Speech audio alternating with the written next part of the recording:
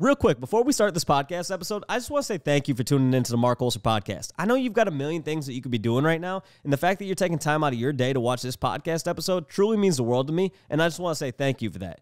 If you'd like to continue to support the podcast, right below this video, if you could hit the subscribe button, and then, hey, if you got some more time and you want to hit the download button, the comment button, the like button, the share button, any of those buttons, it's greatly, greatly appreciated. It helps for other people to find out about the podcast, and it helps for you to be notified about future episodes. So if you guys could take a quick second, hit the subscribe button, I would really appreciate that.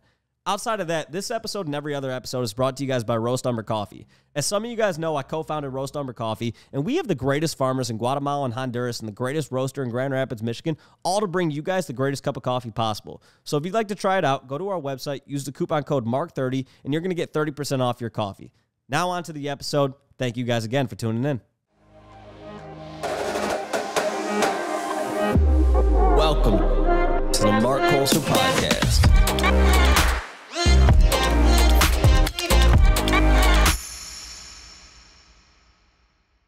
Dude, I'm pumped for this. This has been, I mean, I connected with Kai a while ago, and you know, at the time I was like, man, I remember seeing his page, and I remember seeing like XRP NFTs, and I was like, wait, what? and I was like, I didn't know that existed, you know? Yeah. And I was like, I gotta find out more. And I look into it, I see XPunks, right? And then he hits me up a few days ago, and he's like, you're going to be out here in LA. And I was like, man, we got to make this podcast happen. Because I was like, it's, to me, the coolest part about it is like, I love blockchain. I love people who are doing cool things with it. I love people who are building cool NFT projects. And I'm not a chain maxi. I'm a big, like, people doing cool shit maxi, you know? Right. And so it doesn't matter what chain it's on, I'm interested by it, you know? And I was like, you know, I remember what the first project I had from Polygon, and I was like, you know, I want to know why you chose Polygon, right? And so, man, I can't wait to hear why you guys chose XRP and just kind of hear what it's like in the ecosystem and everything like that. But for people who don't know who you are, can you give a brief intro to yourself? Yeah, so my name is Bastiaan of XPunks. I'm the co-founder and CEO of XPunks, also co-founder, CEO of XRP, and co-founder and CEO of Eden Arcade. There we go. Busy man. Busy man. Busy. It has been very busy ever since we started. There we go. And you just took a short flight from good old Portugal to get out here. Yes, I am still very jet lagged. This has been this week. Every time we're in the States, it's just a whirlwind, you know, because there's always just so much happening in the States. So whenever we are here, like there's an event or just a business opportunity, you just have to pack as much value as you can in those few days. And I mean, you know how the crypto events are as well. There's some drinking involved. You know, DJ and culture is also not necessarily a recipe for good sleep. So the flights back are generally very tough. Yeah. I mean, we got together on Tuesday for a few drinks, and then with a bunch of Web3 people, and then last night over at the DGod bonfire. And man, you are also dealing with an 8-hour time difference. That is brutal. Yeah, because this morning I had to get up at 8 again to call to Europe, to call to Dubai. You know, it's crypto never sleeps. It never does. It never does. Do we. No, not at all. So, okay, so tell me more about what were you doing before getting into crypto and NFTs? What were you doing with your life? Yeah, right. So I was a hospitality man always. I started as a dishwasher when I was 14. And the dream was always to be a hotel manager. That was the dream, F&B manager and eventually general manager. That was the dream. Everything was laid out. I worked in hospitality, so dishwasher, busser, waiter, bartender, supervisor positions. They basically did that for like 12 years. I also studied hospitality management, did my bachelor's in Hotel School The Hague.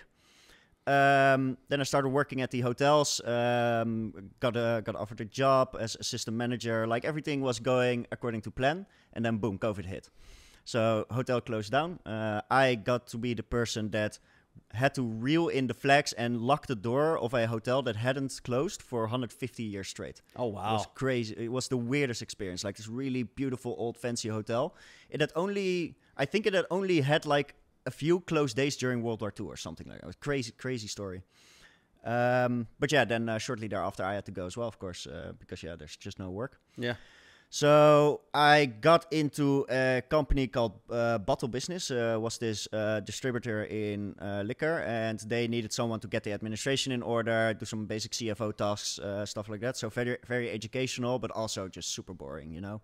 I did everything from making like the high-level budgets, but also it's a small company, so you're doing basically all the steps, also just the the rough accountancy, just booking invoices and stuff like that. I did it did hone my skills a lot, just when it comes to like doing proper business administration, executing business processes the way they should be executed.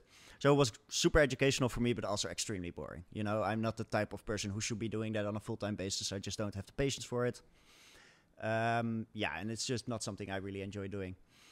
So yeah, that's long story short, the way it went before.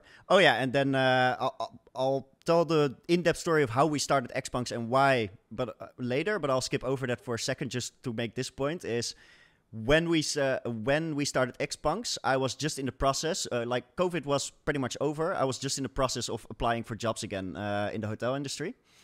And 3 days after we started XPunks, I got offered my dream job, F&B manager, Hotel Andaz in Prague. Beautiful hotel, like everything I've always worked for, and then I turned it down.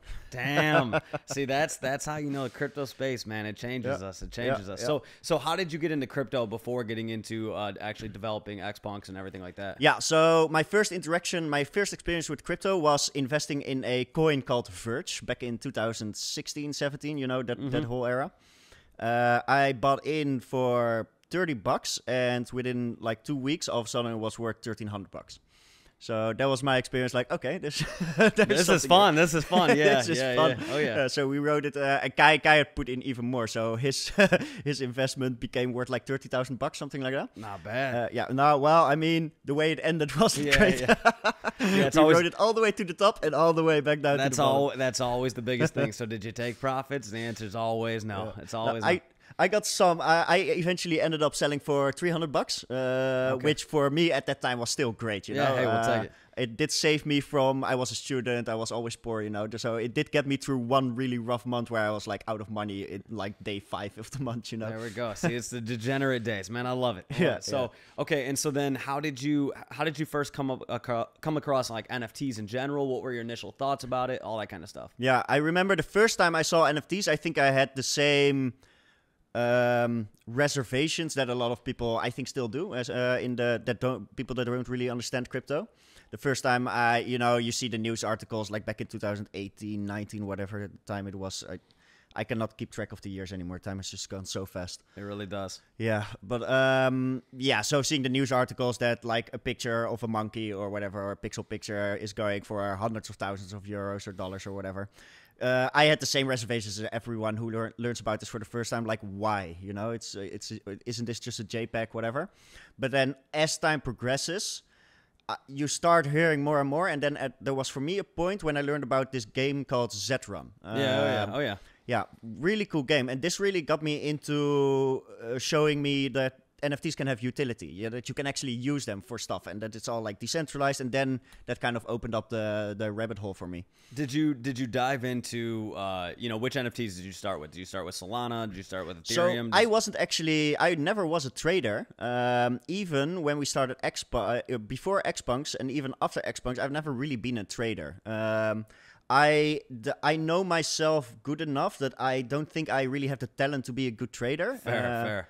Yeah, so I think I never really figured it out, but it doesn't really draw me myself to really be trading. I hold some long-term assets, but not really. Yeah, no, I wouldn't really say I'm a collector myself, and I think it's healthy as well that if you run a project, you're not too busy with trading yourself, because sometimes when you're running a project, like the market can take a dive, you're concerned about your holders, whatever. If you're then also concerned about your personal holdings, it can be a conflict of interest. Yeah, it can be a conflict of interest, and it can also just distract you too much from what's important, and that is your holders are important. 100%. So okay, so then how did you go from I guess like getting into crypto and to kind of checking out Z-Run and some of these other games that were coming onto the blockchain, and then how did you look at that and then go, you know what, we should start an NFT project, and we're going to do it on XRP. Yeah. So for that, Kai's backstory is, of course, very important. Kai is my co-founder and the CEO of XPunks and on XRP. And my best friend since we were like 14. We know each other for a long time. We always used to go gaming after school. We've traveled Australia together. We've been friends through thick and thin. And Kai was just doing. Kai had been building his first company for a while at that point. So there was October 2022 is when XPunks started. So at that point, Kai had been building his first business for quite a while. He had built something really cool, but it wasn't really taking off. It was a very ambitious idea as well. I still think it could have become something, but you know, it would have been a very long and painful play for him. And at that point, he came to a point that he couldn't keep on doing it full time. He had to take a job, and he had sworn to himself that he was never going to work for someone else again. Like, long backstory about why, but if you hear his story, very fair. You know, you can get treated very poorly when you work for other people in certain situations. So he was an XRP maxi since like 2017, something like that. He knew everything about the founders, and he went into all the conspiracy theories, like really your classical archetype of the XRP army. That's what Kai was. So we both started talking in like, after I had heard from Zetron, I started talking to Kai like, hey, what's going on with these NFTs? It's pretty dope what's happening, right? And he was like, yeah, dude, it's fucking... Sorry, can I swear? Oh yeah. Okay, cool. It's it's super dope what's happening. And I had some background doing graphical design as a kid. It was a hobby of mine. I did it for years, like Photoshop, creating abstract artworks and stuff. And Kai knew a lot about blockchain, way more than me than I did at that point. So it kind of made sense for us to explore, like, hey, maybe we should be doing something with NFTs, where, you know, we both understand business, we're both quite technically minded, you know blockchain quite well, I can do the graphical design. It makes sense. But it was just ideas at that point, and then parallel to that, there was this moment that Kai came to me like, hey, Bastiaan, I'm tight on money. Can I maybe work at the company where you're working? And I'm like, yeah, sure. Because Kai is an amazing salesman. It's just one of the talents that he has. And we could use a sales guy to sell one of the products that we were selling, the cocktail box. So he came over, we tested out the product, got shit-faced. And then he was basically hired, like the handshakes were done with my boss and all that stuff. And then the next day, Kai wakes up, has regret, has a hangover, and he basically just has this moment of realization, like, I don't want to do this. So what he did at that moment, he had heard that Ripple opened up a $250 million creator fund for NFTs, and that Ripple was now pushing this amendment to allow NFTs on the XRPL. Let's see. He just got this realization, like, he just got this idea, like, hey, there should be a punk style NFT project for the XRPL. It makes a lot of sense. Like, this is generally what punk style NFT projects do. They pull attention to a certain thing. And for the XRPL, it made a lot of sense to pull attention for the fact that NFTs are coming to the XRPL. So what he did was he borrowed $100 from his girlfriend because he didn't have any money. And he used it to issue a token on the XRPL because there's like a reserve fee that you have to pay to issue tokens. He issued the XPunk token, and he made a Twitter page, and he made like a concept artwork, very, very simply put together, but this was like the rough idea. And within an hour, the Twitter page had like 2,000 followers. It was crazy. Just completely blew up out of the blue. And he called me. I was working on my final thesis at that moment that had to be done 2 days later. And he's like, Bastiaan, I did something, and I need your help right now. Do you want to help me? 50-50 partners right now. Now's your chance. And I was like, you know what? I'll look into it. And at the moment I opened up the Twitter page, went into the Discord, it just completely consumed both of us. And within 24 hours, the market cap for the token was $12 million. Holy shit. Yeah. Wow. It was completely crazy. Wow. And then a few days later, so I didn't end up finishing my thesis, of course. And a few days later, I also rejected my dream job. Damn, that is a crazy story. You know, it's one of those things, like, everybody's got a different background before they get into crypto and NFTs and everything like that. And it's always so amazing to me because there's some people where, like, they have an extensive background in entrepreneurship, an extensive background in, some people who are like 40, 50 years old and they've built businesses and they've been a part of businesses and yada, yada, yada. And then there's other people where it's like kind of that grind to the come up, right? And it's always so cool to me that there's really, like, anybody has the opportunity to, like, build build cool shit. And like, if you have an idea, you can run with it. Yeah. And there's not many, there's a lot of things in life where like you have to have a ton of money before you can even get involved, right? And that's what I love about this is like the fact that Kai literally was like, I got to borrow $100 to go and fucking do this. And like, who knows what's going to happen there? Maybe you lose $100, maybe it's got this upside, and boom, that turns into this huge thing. So, so then talk to me about, I guess, like, how did you guys start developing XPunks from there? Yeah, so at that point, all of a sudden, just all the gears just switched, So we needed to arrange a lot of things in a very short time. So we got like 3 Discord managers that same day. We just scattered, just went through our network, like who's good at Discord, who wants to help us out. We'll give you some tokens, whatever. So we got some people really quickly to set up the Discord, like beautiful channel structure and all that stuff. There needed to be a website, which we literally built within 2 days. Got this really cool, like bare bones website, which we still love. It's not live anymore, but we might bring it back someday, just for shits and giggles. So the website and of course the artwork needed to be worked out. And I actually made the first real XPunk. So Kai had this like simple design, and I made the first real XPunk in Excel. I created this sheet that allowed us to generate XPunks on the go, because we needed a large volume to show the community like, hey, this what it's going to be. And yeah, the focus was of course like, okay, how are we going to mint? How is the artwork going to look like? What kind of utilities are we going to add to this NFT? Because utility has always been super important for us. Yeah, and it just completely snowballed at that point. And I think the next big milestone that happened was when Ripple mentioned us in their quarterly report in Q4. So we had drawn their attention. They mentioned us in the quarterly report, which was for Kai like the ultimate thing coming through. We're talking about a guy that spent 4 or 5 years of his life obsessing about the XRPL. And all of a sudden, like, boom, there you are in the Ripple quarterly report. And you're receiving an email from people at Ripple like, hey, guys, can we talk to you? It was a strange, stressful, emotional, but also exciting time. That's crazy. That's crazy. And so what really motivated you guys at that time? Because I do feel like, in the early days of NFTs, when people started making money, there was a lot of people who said, hey, I'm not doxxed. I've got all this money now. See you later. Yeah. Right? And they just rug the project. They would delete the Discord. They delete the Twitter, and they'd take all the money and they'd run. Right. Yeah. And, if you're outside of America, for a lot of people, you can just kind of get away with that. Right.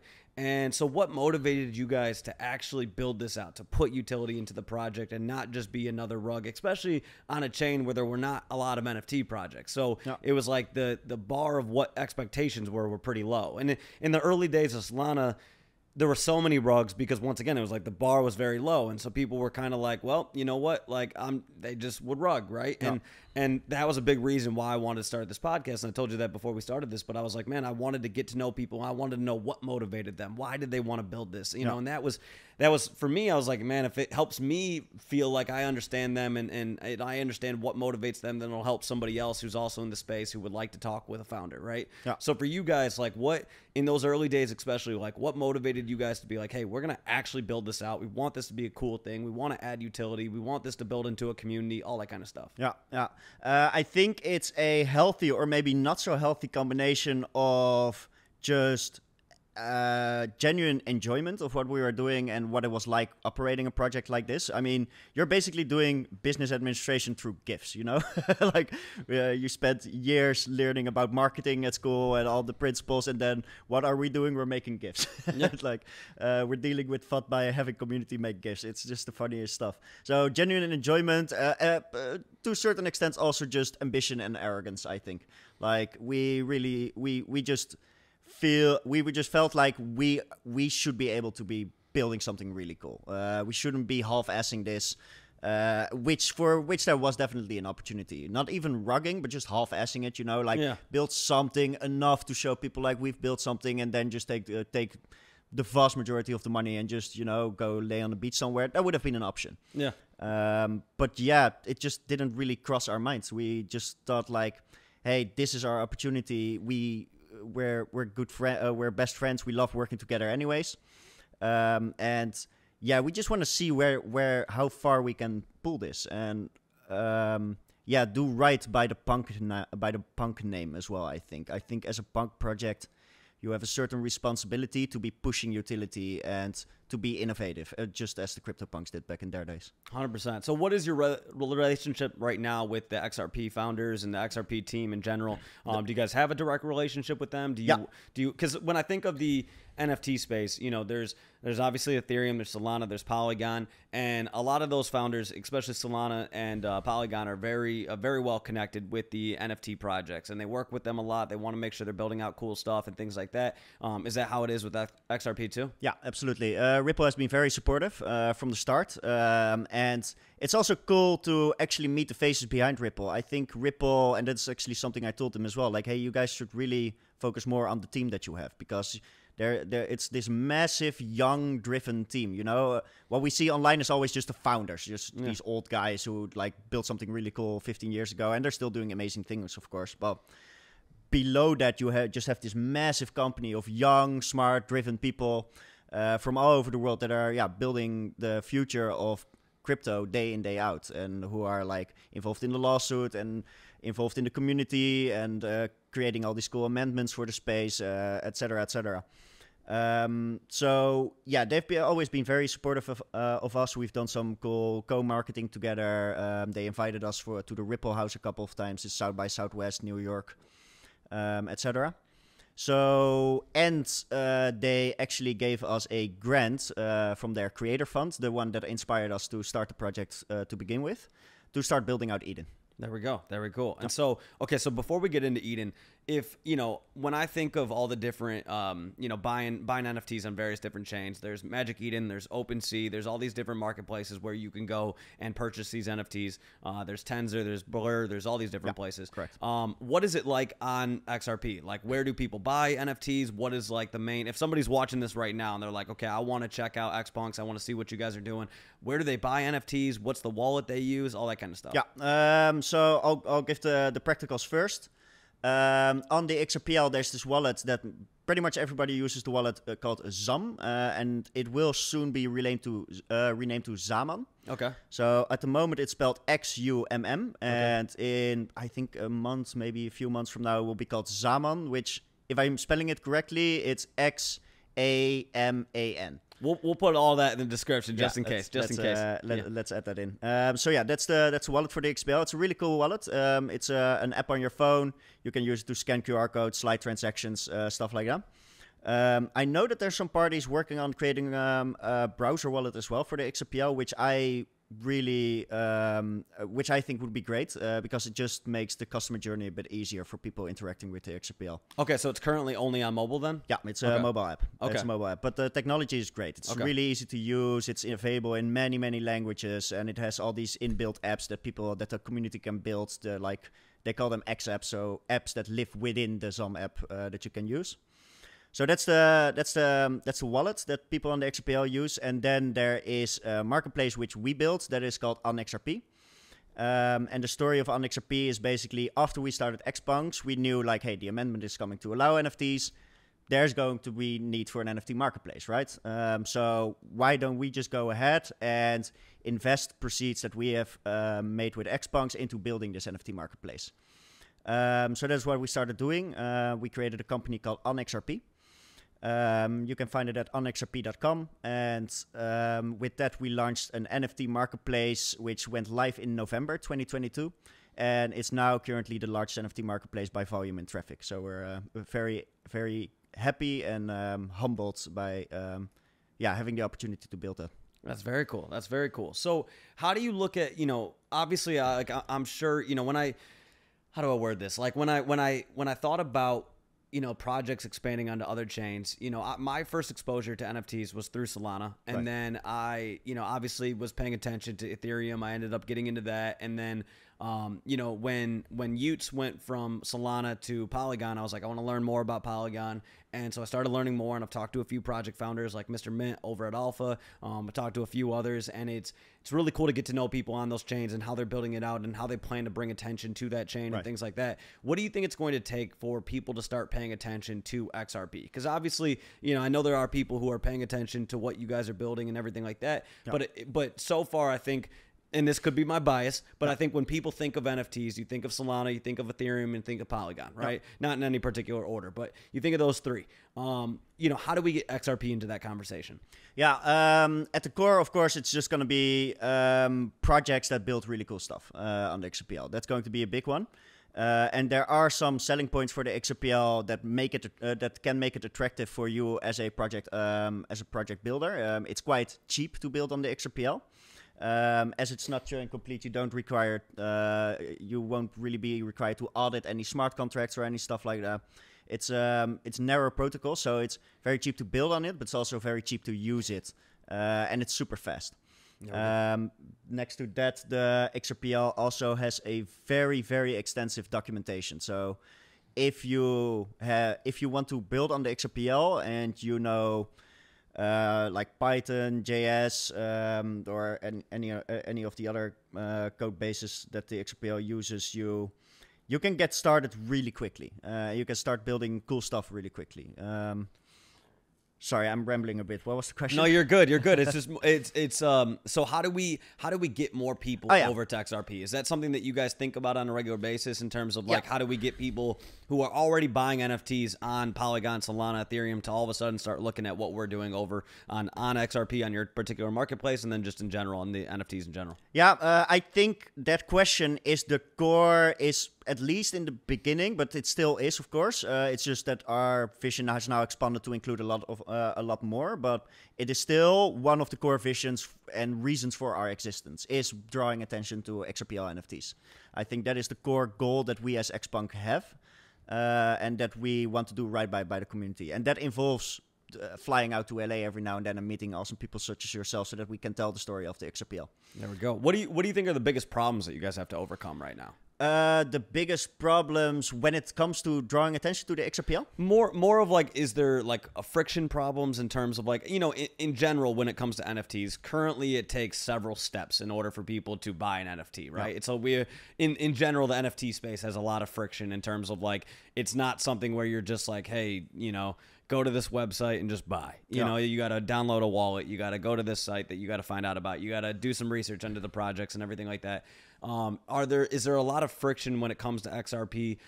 Maybe even because of like the lawsuit in the United States, or is there just in general, like what sort of, like potential issues are there right now that's causing there to not be maybe as much attention yet into XRP as there is into some of the other chains? Yeah, I think what the benefit is of at least EVM chains is they all just use MetaMask, right? It's all EVM, so if you have MetaMask, you can interact with so many different chains. With the XRPL, that is just not going to be an option because it's fundamentally different, like consensus protocol, and it's not Turing complete and it doesn't have EVM.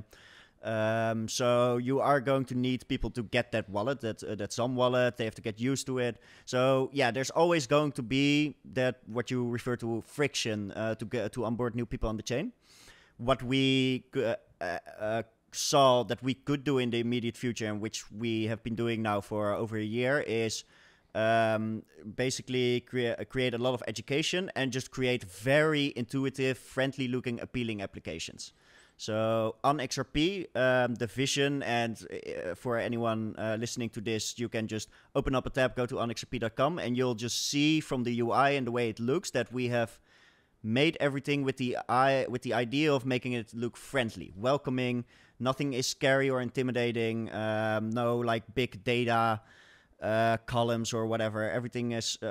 We try to make everything look as accessible as possible. And then on top of that, we also launched a content platform with now, I think, like 150 articles live that are really meant to like really teach you as much as we can. We do some videos as well. We've done some podcasts. So yeah, I think we spent our current time really building that foundation of education and taking your users as easy a journey as you can. But there's still a lot of work to do to really make that that onboarding as easy as possible. What's the website where people can find the educational content? On xrp.com. Okay, so it's all on there. Perfect. Okay, and by the way, we'll have, once again, all the links in the bio here. Awesome. So then you guys, so you've told me a little bit about Eden, but you haven't delved into it yet. I was like, we got to dive into it on the podcast. I got to hear about it. So how did you guys create XPunks? You're trying to come up with different utility things that you guys want to do and everything like that. Where did the idea of Eden come from? What is Eden? Walk me through all of that. Yeah, so Eden, it became quite apparent. It became apparent quite early to us that we wanted to do something in gaming. We are both very passionate about gaming. We spent basically our entire childhood playing video games. And it also made sense from an economic sense in that if you work in crypto and if you have a project in crypto, the market is super volatile, right? So you are going to have times that you're making revenue and you're going to have times that you're almost making nothing. Gaming, on the other hand, seems to be a good hedge for that. It seems that people play video games sometimes even more in bad economic times. So it's a good hedge to have in the portfolio of XPunks a live video game, especially if you get to onboard a large amount of Web2 players. What you see in the gaming industry is that games generally do very well or even better when there's like a recession or something like that. So there was just our personal enjoyment of creating a game. There was economically it made sense to do so, and then thirdly, I think gaming is a very low-hanging fruit for creating utility for NFTs. As of right now, I think a lot of the things that we have envisioned as utilities for NFTs are just a bit early as of right now. When you talk about like real estate, stocks, all that stuff, the regulatory environment just isn't there yet to really make that as feasible as you want to. Although there are some great companies building exactly those utilities right now, of course. Gaming, on the other hand, is something you can do tomorrow. You can integrate NFTs into a video game tomorrow, and you have an NFT project with amazing utility that is directly usable that isn't like abstract future, that is like right now it is possible. How did you guys start putting together the team to actually build out a game? Yeah, so we got the creative fund from Ripple, and we started talking with a company called CXR. They are a development firm here in the States, in New York. They're a very cool studio. They have been doing AR and VR for like 15 years now for B2B applications. So these guys, they understand the tech really well. They're quite big. I wouldn't be able to I think the entire company with all the people they have is like 200 people or something. So they're a powerhouse. We started talking with them initially just because we needed a party to build the website for OnXRP. And I was just talking to them, and I heard them talk that they had like this game that they were doing on the side just for fun, and they talked about AR, VR, and I just heard how smart and passionate these guys were. So I just blurted out at a certain point, like, hey, can you guys please just sign an NDA? I need to discuss something with you guys. So we got that sorted within 2 days. And Kai and me just sat down with them and told them, like, hey, we want to build this game. This is the idea. We want to create a cool open world video game that has a crypto integration, but isn't like heavily leaning on crypto. It's like it's a game, strong economy, kind of EVE Online was a big inspiration for us. That is something that we want to do, and we want to have it crypto enabled. And they just got obsessed with it. They loved the idea, and we decided to create a joint venture with them. We wanted to make sure that when a party builds a game for us, that they're not just working for us, but that they own the product as well, so that they're really incentivized that the product eventually does well, and they have some skin in the game as well, of course. So yeah, it all just happened very naturally, and now we've been building for over a year together with the Semtrex team, or the CXR team. And it's I can only say what they've been building is really beautiful. It's amazing. There we go. When is it going to be live?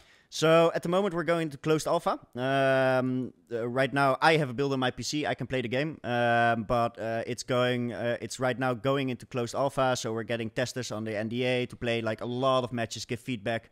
So I'm not a fan of getting married to a launch date before I get good, consistent results from that closed alpha testing. Fair. And then is there a preview of the game that we could put into the video? Is that possible? Yeah, there we'll get you either the teaser trailer or the cinematic trailer. Okay. We'll probably get you the cinematic trailer. You'll like it. There we go. Okay, so I can put that up here right now.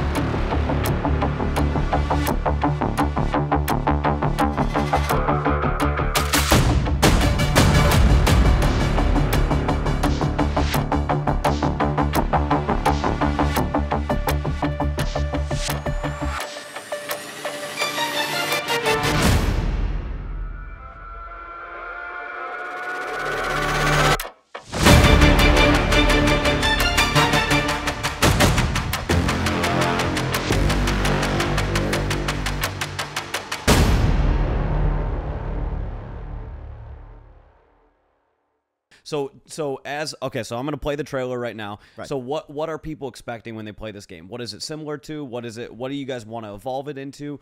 Is this a play to earn kind of game? Tell me a little bit more about the game as I have the trailer playing. Yeah, absolutely. So Eden is fundamentally a first-person shooter. And it's a specific type of first-person shooter called an extraction royale or extraction shooter. It's also called exfiltration. The most notable example of a game such as this is called Escape from Tarkov. You also have a game called Hunt Showdown, and in Modern Warfare 2 you have the DMZ, which is also this game mode. We saw that this game mode was getting really popular with Web2 gamers. We still see some other entrants also building games in this genre. It's slowly becoming the new Battle Royale, basically. So we thought, okay, let's focus on creating a game that we know Web2 gamers will like. So a game mode that has proven be a successful game mode, and that is still quite new. There's room for evolution.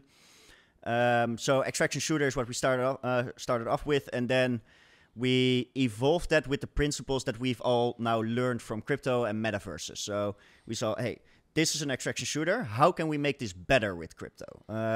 So we looked at a few principles which we have now seen in metaverses that have existed. I think one of them that I am very excited about is the idea of persistent in-game property. I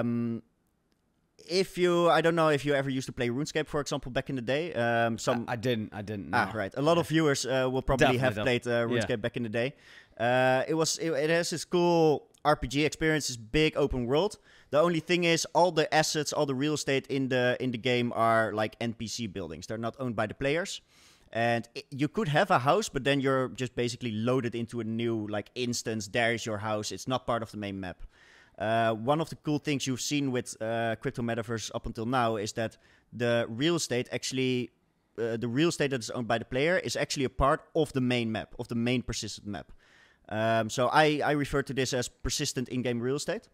And this is going to be a very important part of Eden. So in Eden, you will have your extraction shooter, your game mode that you jump into. We call it the Wasteland, where you'll be able to fight other players, fight NPCs. You are able to loot, get cool gear, and then try to get out without dying.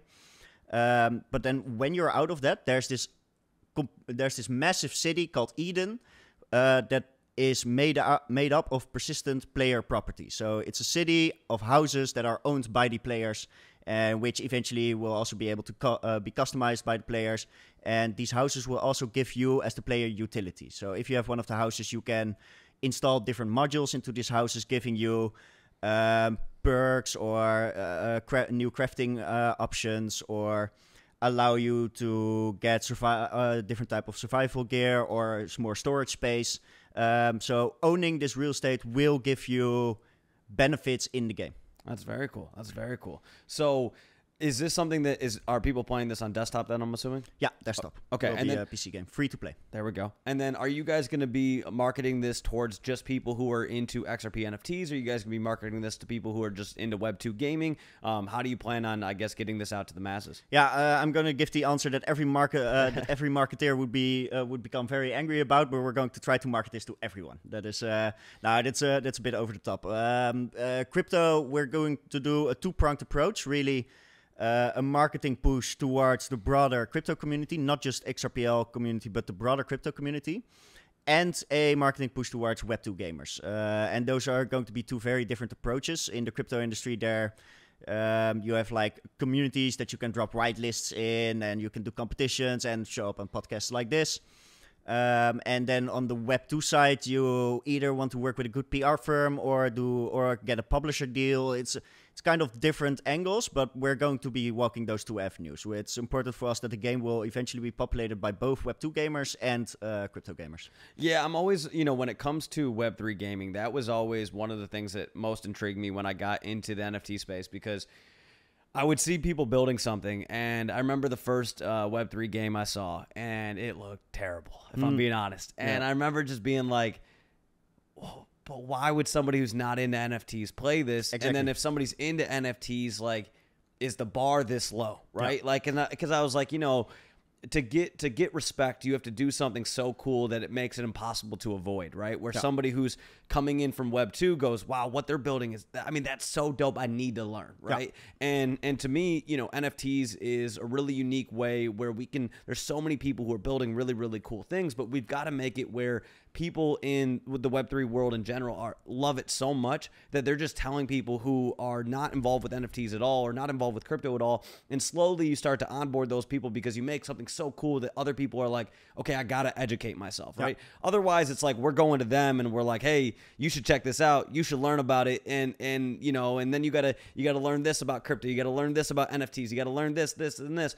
And it's like, that's so overwhelming when I think about it, right? Yeah. But if you build something so cool and people are posting, highlight clips and things like that, because a lot of games blow up because of highlight clips, right? Yeah, Somebody's they're going on Instagram, they're going on different platforms, and they're seeing somebody playing a game. They're like, that just looks so fun. I want to play it, right? Yeah. And that, to me, word of mouth is always the most powerful form of advertising.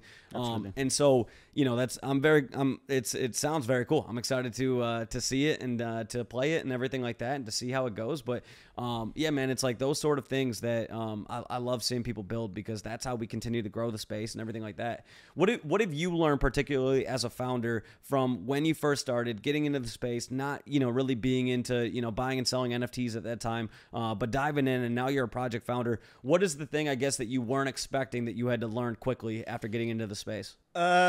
So there are some things that so we started business. We knew, at least in principle, what you do when you run a business and what it takes, and I did have some experience with that as well. However, when you're finally, when you are then in that driver's seat, basically, you do notice how emotionally demanding it is.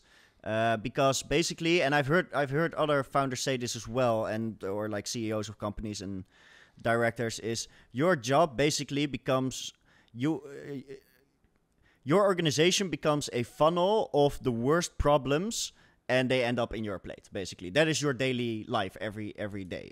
You basically just get to do the things that nobody in the organization dares to touch, or that they're just not able to touch, or that they don't have enough. What is the word? I'm blanking on this English word, but your job as a founder becomes consistently splitting hairs on the most difficult problems that the organization finds itself in. Yeah. Yeah. That is just very tiring, very emotionally demanding, because one of the things that makes work fun is having that feeling that you are getting something done, right? When I was a waiter, I loved being a waiter because I was good at it, and just walking around and like, boom, it's very busy, and you get that kick because it's going well and you're doing something that you're competent at.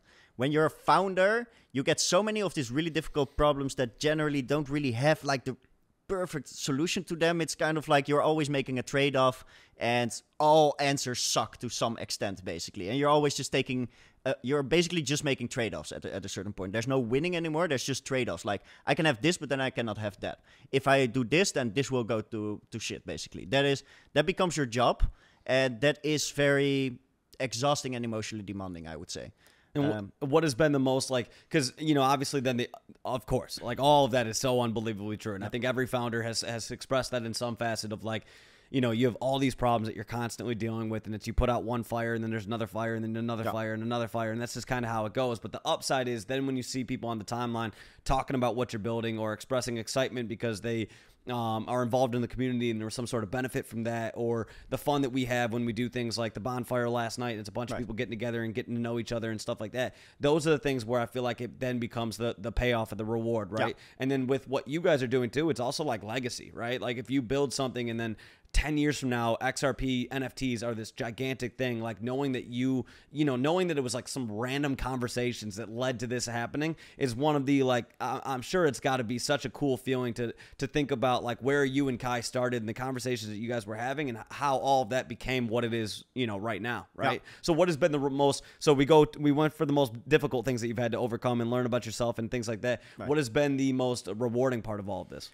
The most rewarding thing, it's just those moments that you really tangibly see the fruits of your labor. That is just, you know, the first time we got to play Eden ourselves, for example. That is just, it's so surreal that you're walking around in this entire world that you spent months building and envisioning, and yet, you know, thousands and thousands of development hours went into, and now all of a sudden you're walking into it. And it's exactly, or obviously it's never perfect, but it's really, you see what you've been talking about for all this time.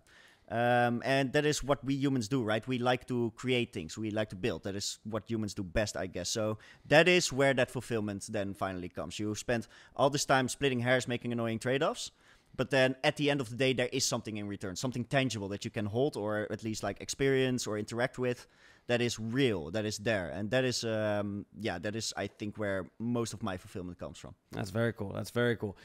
So tell me more about the community that you guys have developed. Where do you feel like, you know, was it all a lot of like basically XRP maxis that got into this, or like how did that whole community develop over time? And, you know, have there been any special moments with the community that you're most proud of or things like that? Yeah, I don't think the XPunk community has ever really been an XRP maxi community. I think there is a large XRP maxi culture on the XRPL, obviously, the XRP army as well. But the XRP army isn't just XRP maxis. There's a lot of people that love the XRPL, that are interested in it, but who aren't necessarily like, what's the right word for this? They're open to other chains. They're chain agnostic, I would say. I think we have generally drawn those people relatively more than just, we've never really been like a diehard XRP maxi project.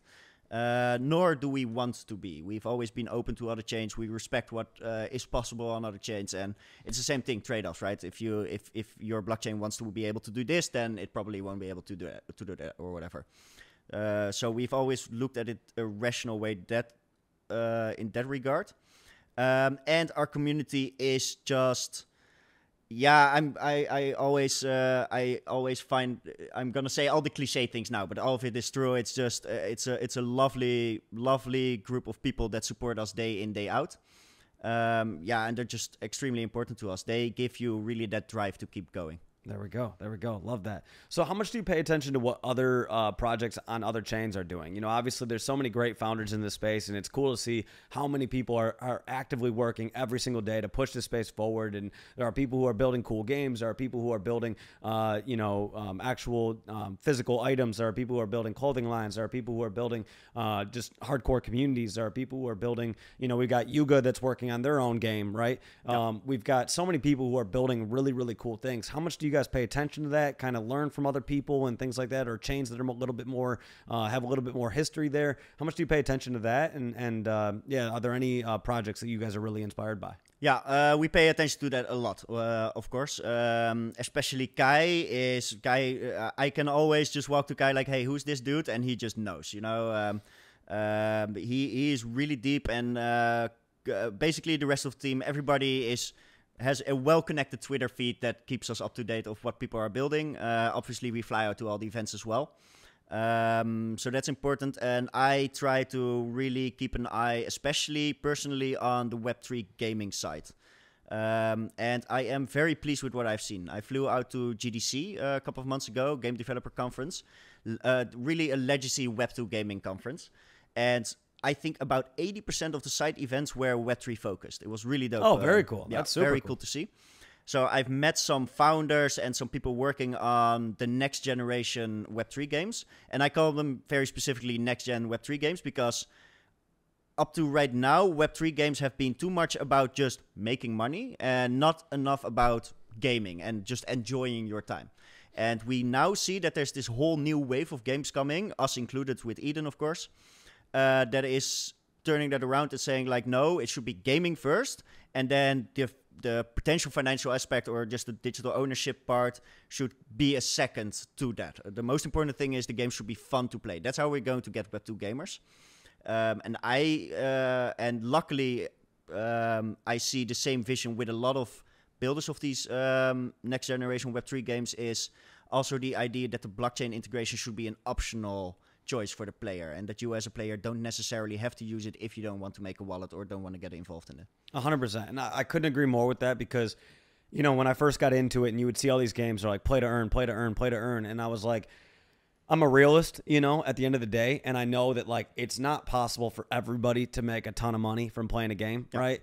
And the traditional games that we're all used to playing, Call of Duty, Fortnite, games like that, I'm like, in my mind, I'm like, those technically are play to earn. And what I mean by that is like, if you're that good, you're going to play in tournaments, you're going to live stream, you're going to do these different things, and you're going to make money from doing those things, right? But what got them to play that game for so many hours was not, oh, I want to be a live streamer. It was, I want to be, like, I love this game, right? And so as a result, I'm going to be playing it for 10 hours. And if I'm going to be playing it for 10 hours, I might as well live stream myself playing it for 10 hours, right? Absolutely. And as a result of that, those games, you see clips all over and you start to go, you know, as if you're not playing that game, you start to go, well, I want to play that because it looks fun, right? And I think that to me, fun is at our core what gets us to talk about something. When we have a great time, we want to talk about it. When we don't have a great time, you're not as interested. So even if it's a game where if you were making a shit ton of money, well, you know, the reality of it is like, if it sounds too good to be true, it probably is, right? And so if you're playing this game and you make all this money, there's probably something there that's just not right, you know? And so it's like, and we've seen that where, you know, there are these play to earn games where at the beginning someone's making a lot of money and then all of a sudden that stops. And all of a sudden their interest in that game, their passion for that game goes to zero, right? And it's because their passion was never built upon fun. It was built upon money. And that to me just makes absolutely no sense because at our core, we do things because we enjoy it. I started this podcast because I enjoy sitting on the couch and chatting with people. And so, you know, if our drive is money, it just takes the fun out of it, you know? So I'm glad to hear that you guys have that approach of build a fun game because that's what's going to get somebody to be like, I want to keep playing this and I'm going to keep playing it and I enjoy it and I love it. And that's what really matters at our core, right? Yeah, exactly. And that is, I couldn't agree more. So first of all, you need good gameplay, just really fun, engaging, good gameplay. And then secondly, when you introduce true digital ownership into a game, and you even go as far as saying, hey, these assets will have real life value and you can do with that as you want. You can keep them or you can sell them or whatever. Then if you do that, then do that at least in a way that it's always a reward for true skill and true well playing of the game and not just like arbitrary economic structures or whatever. So I want someone to only have a good expensive gun if they're really good at playing the game. You know, that for me makes the most sense. And it also can add a lot of excitement to a game if you also stand the risk of losing those assets. So that will also be an aspect of Eden, is that if you bring these very expensive guns into the wasteland and you die, you will lose them as well. So that is an element that we are very excited about. I think that just adds a whole new layer of excitement and thrill when you are like sneaking through that wasteland, trying to survive that, knowing that what you are carrying with you actually has some cool value. That's very cool. And then, okay, so I want to talk about, you told me a little bit about your collaboration that you guys have coming up with Uphold, right? Right. What can you tell me more about with that? Yeah, so Uphold has always been a party that has a strong XRP army user base. And as such, they have decided to implement a structure rewarding people for holding XRP on Uphold. For that, they are working together with us to create them a custom NFT collection that will be rewarded to people holding that XRP on Uphold. For us, there will be some really cool co-branding opportunities, so creating more exposure for XPunks, which is always good for the community, right? Because the community wants the NFT project to be visible. So we get to have the visibility that Uphold can bring us, which is enormous. Uphold has a very strong reach, millions of visits to their website and stuff. So it's great for XPunks, and it's cool for them as well because they get to work with an established NFT project that the XRP army really knows. So they know that the XRP army will get an NFT that is close to heart and close to home. Very cool, very cool. And then you were telling me a little bit before we started the podcast about XPunks. Yeah. What are XPunks? Yeah. So the XPunk is an NFT project which we launched shortly after the XPunk NFT became mintable. The XPunk NFT became mintable in November 2022, and we decided to reward anyone who minted their XPunk. So XPunk uses a tokenized whitelisting system. We issued a token, and the token can be redeemed by the owner for the NFT. And we wanted to reward people for redeeming their token and not just endlessly holding this token for speculative purposes. We want people to hold that NFT. Basically, we want the art to exist. So we created a very cool, cute collection called the XPunks. They're little unicorns in the same classic punk style. And we gave those away for free to people who minted their XPunk in the first month. And it became a lot more popular than we expected. And I think it's now in the top 5 most traded NFT projects on the XRPL as well. Nice floor price at the moment. And a good circulating supply, nothing crazy. So there's some scarcity there, which I think is good for this project. And yeah, because people started trading it so much, we decided, okay, you know what? It was actually just a fun extra gift for our holders, but we're going to build some real serious utility for this. We created a system called pixelation that allows the owners of XPunks to soft lock their NFT on our website. Basically meaning unlist your NFT, or on a layer 2 level, we track if your NFT is still unlisted. And if it is unlisted, every 2 weeks you will get pixel tokens. Those pixel tokens will then have utility for the for the application that we're building for XPunk. And in the end, overall, there's about an 8-month rollout plan consisting out of 5 levels. So we decided we're going to build a whole journey for the people holding XPunks that they'll be able to enjoy for the foreseeable future. And the added benefit of the structure was also that the soft locking has resulted in now, I think, 60% of all XPunks being soft locked. And the floor price tripling in the last 2 weeks. There we go. There we go. Okay, so in terms of floor price, what is the floor price in current USD? Currently, it's around, $750. Okay.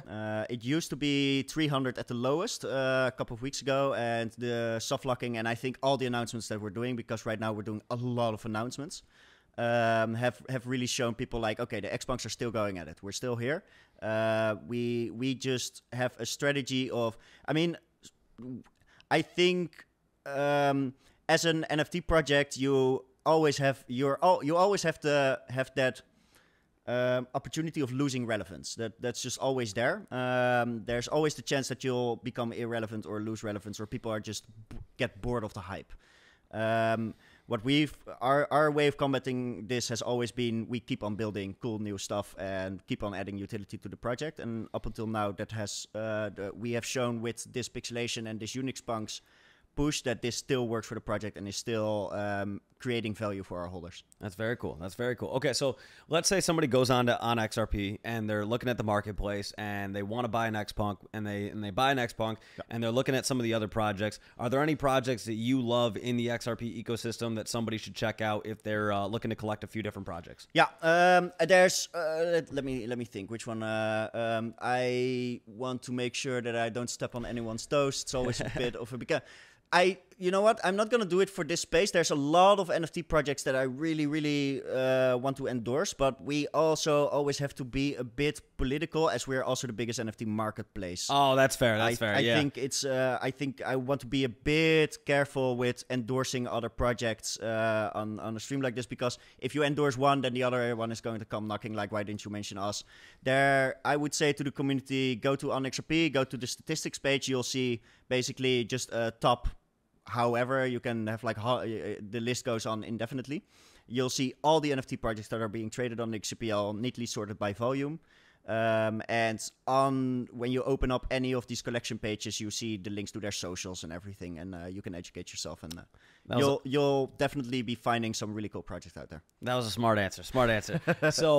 So obviously there's other marketplaces like OpenSea, like Magic Eden and stuff like that. Do you guys ever think about collaborating with a marketplace like Magic Eden or Tensor to have XRP NFTs also on their platform so that you guys can continue to grow the viewership to NFTs and come up with some sort of like cross platform that would benefit you guys as XPunks and then also the other platform, and bringing kind of more eyes to everything that's happening over at XPunks and just XRP NFTs in general? Yeah, I think that'd be immensely valuable for the XRPL. So we would definitely be open to discuss anything of the sort with legacy NFT marketplaces. And I think we're now also I think for big NFT marketplace, one, it has to make financial sense for them to do so, right?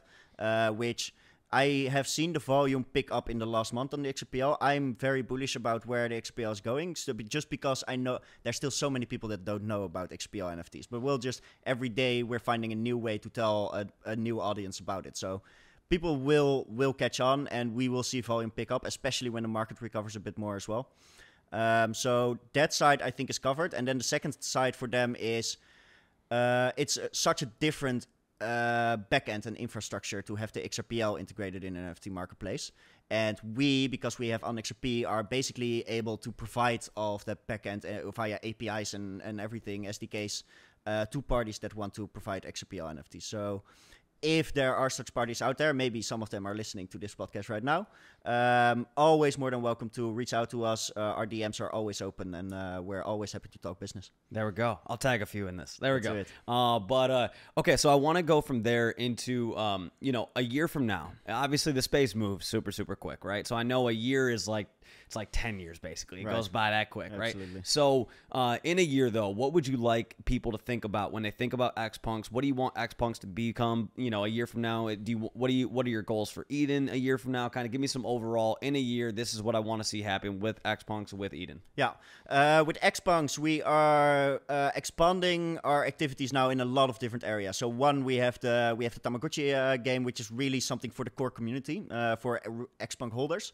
But we're also doing some cool stuff in the domains of merchandise.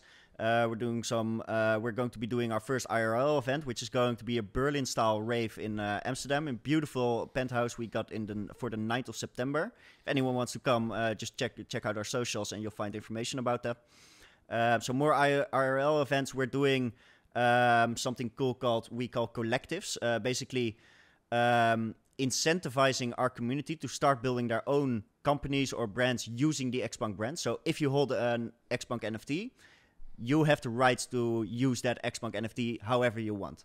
So we decided, okay, we're going to try to stimulate the community to start building their own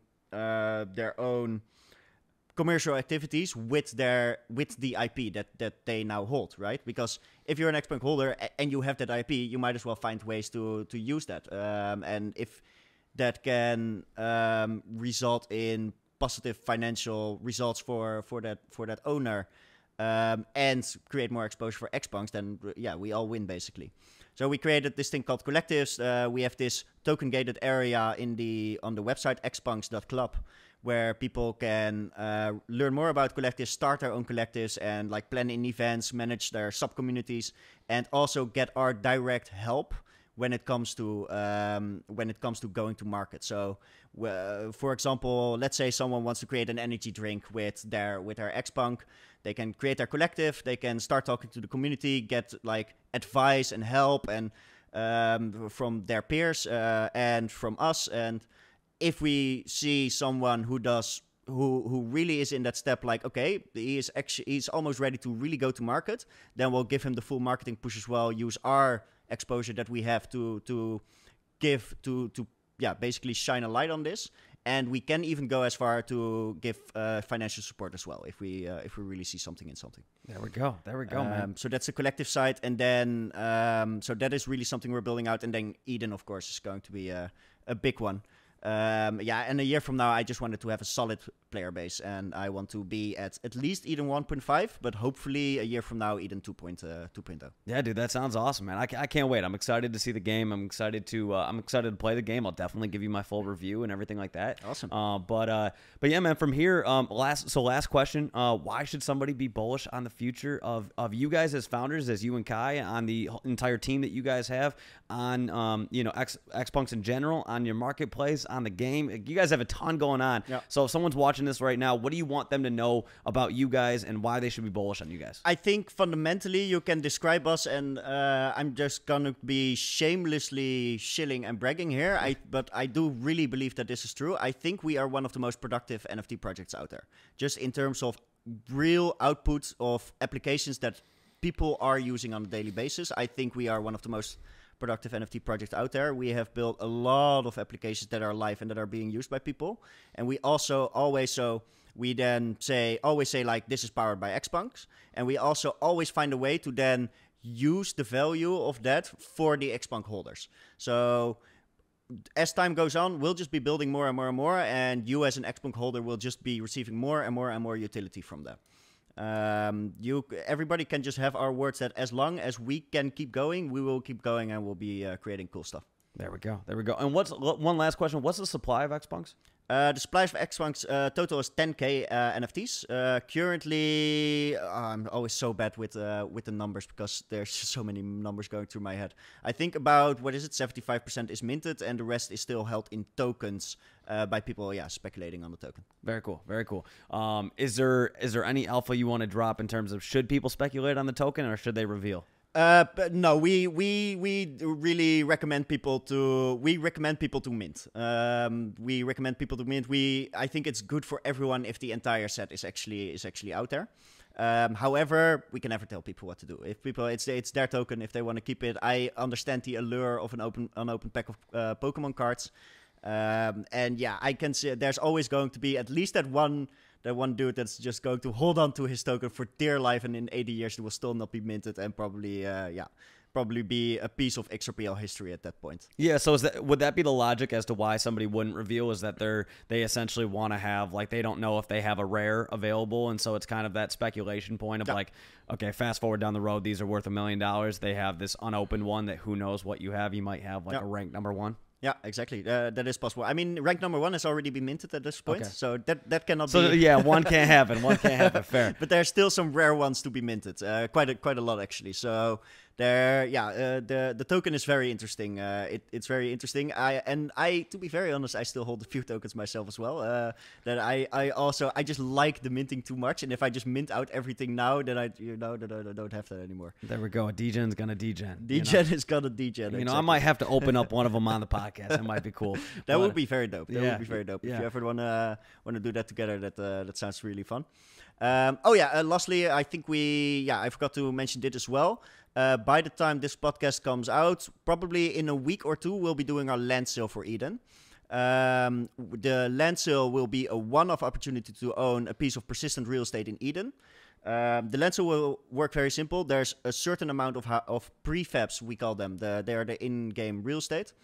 That can be minted. We also will have housing blocks and domes for the people that really want to high roll. There's an entire dome that you can own, and we'll be adding a lot of customization options there as well. In the end, we even want to have an SDK for people to build their own custom stuff in these domes. One-off opportunity for people to get it. It will be a month, I think, the entire land sale. So one-off opportunity, and it will give you in-game utility. It already looks super dope, and you can do some really cool stuff with it, but we'll be adding more and more utility as we keep on going. And I'm blanking on the last bullet point that I had in my mind. You'll be getting early access as well if you own land. There we go. Well, hey, man, I appreciate this. I appreciate you coming on. I know you had a busy trip while you're here. You had a lot of work to get done, but dude, I appreciate you making the time for me and to do this. And I've enjoyed getting to know you the last few days, and I'm looking forward to the future of XPunks and seeing where XRP NFTs go and seeing that you guys are a big part of it. That's really cool. And shout outs to you guys, man. It's like, this is how we move the space forward, is people taking an idea and running with it and just pushing forward through all of the adversity of the space, of the adversity of life and everything like that. So appreciate everything you guys are doing, and excited to see once again where you guys take it. Awesome, man. Thank you so much for the kind words. I enjoyed this a lot, actually. I was super tired and a bit jet lagged, so I was worried I was not going to be able to talk about anything, but you do this really good, and you have this talent to make these long format podcasts feel very natural. So yeah, you're doing amazing, and I had a lot of fun talking to you. Thanks, man. I appreciate that. So looking forward to you coming out again soon. We'll have some bourbon next time. And yeah, man, and I'm looking forward to Kai joining too. But yeah, man, appreciate you taking the time. Appreciate everybody tuning in, and we'll talk to you guys soon. Thank you. See you guys. Bye.